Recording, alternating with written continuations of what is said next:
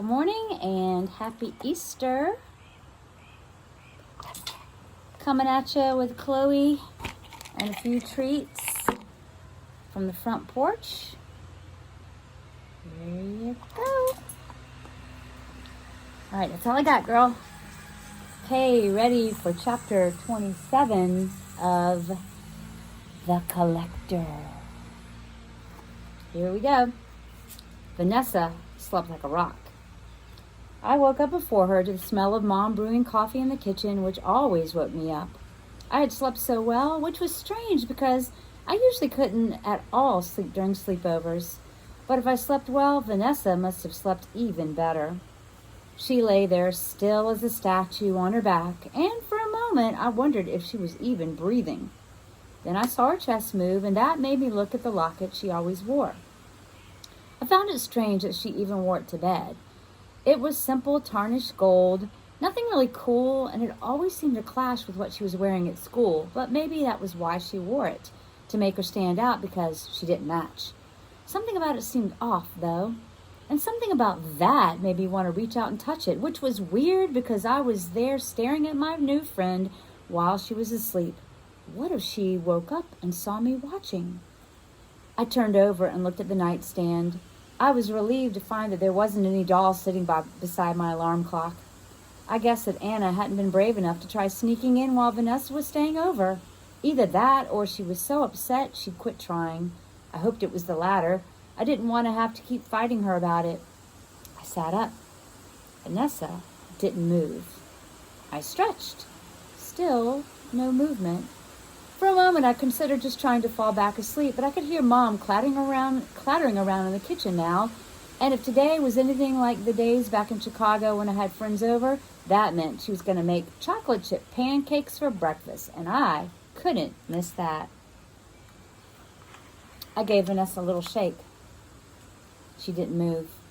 I tried again, this time trying to say her name. Again. Oh, gee. That scared me. Oh, it's just Robin coming back from a walk. Whew. Here we go. I tried again, this time saying her name. Again, no movement. Her skin was cold, and even though I knew she was breathing, it still creeped me out. Finally, I gave her a big shake and called her name even louder.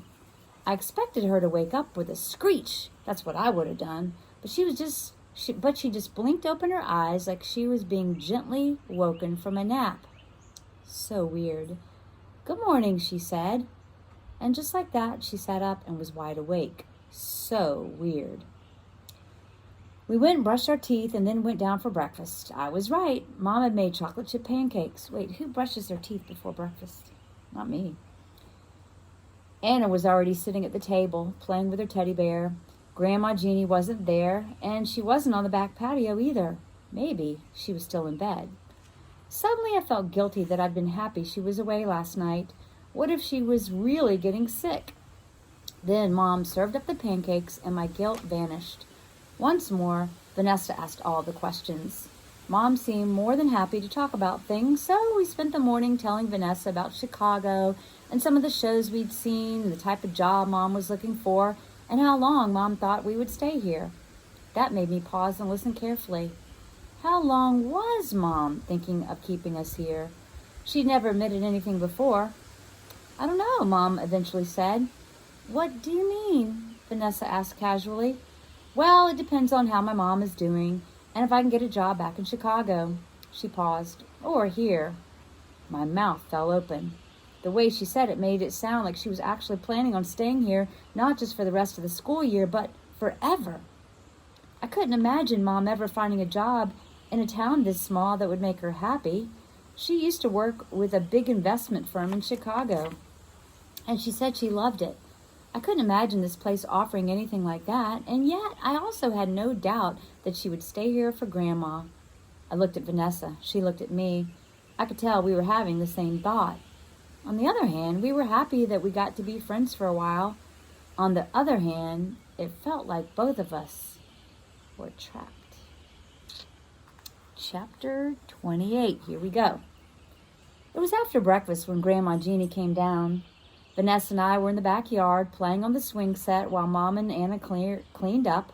Anna definitely didn't want to help, but Mom made her. I knew before the porch door even opened that it was Grandma Jeanie. I knew because Vanessa immediately stopped swinging. She went as stiff as when she had been sleeping. When I turned and looked at Grandma, she was just as still as Vanessa. She had her cane in one hand and a sun tea in the other. How? Grandma stuttered. You shouldn't be here. You shouldn't. Vanessa clicked into action then. She looked from Grandma Jeanie to me. I should go, she said. She hopped off the swing. No, wait, I said, it's okay. But Vanessa didn't complete her sentence. At that moment, Grandma Jeanie dropped her glass. It shattered to the porch, making me jump. How are you? Grandma kept repeating. I couldn't focus on her, though. Vanessa was already running, but not toward the patio or the house. She was running straight into the woods. Vanessa! I called. She didn't stop or look back. I watched her go. I knew she was going home, but it almost looked like she was some wild creature running into the forest for safety from a predator. I turned back to Grandma. I didn't know if I wanted to yell at her for scaring off my friend or ask her what was wrong. I didn't get the chance. It's happening again, she said, just loud enough for me to hear. Then she fell to the ground.